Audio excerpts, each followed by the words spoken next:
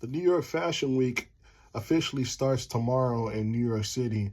And this is the time of the event where all the designers get to be displayed on a world stage where people are showing off their designs and shouting them out, right? And that's cool and all. They get the recognition on a world stage where everybody's watching in the fashion industry.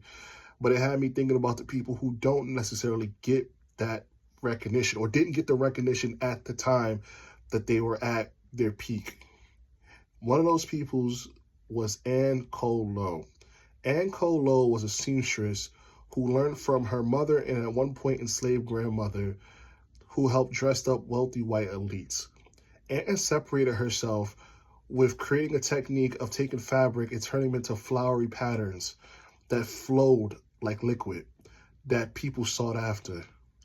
Anne would take over the business that her grandmother and mother would make after Anne's mother unfortunately passed away at the age of 16, or unexpectedly passed away at the age of 16. She then would also go to the S.T. Taylor's Fashion Institute in New York to enhance her skills, which at the time was one of the few places that took Black students, only for her to have to be segregated from her classmates because they didn't want her in there.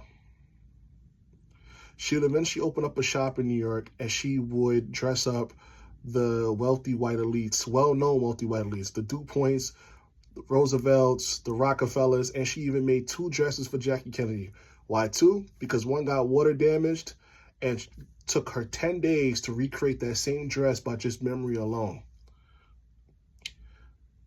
The story of Anne Lowe is unfortunate because she couldn't be compensated for the same way her white counterparts was back then, because how dare you? You couldn't charge the same as the white person, because your labor is supposed to be looked at as cheap upon them. She never got any recognition. She never got any recognition for the Jackie Kennedy's wedding dress. So no word of mouth. And in the end, she had to file for bankruptcy. And also, she ended up getting glaucoma. And while she had assistants help her with the dresses, it was not the same as the artistry that she was able to make with her own hands. Right now, Anne's dresses are in the Metropolitan Museum of Art, and now fashion institutes study her techniques.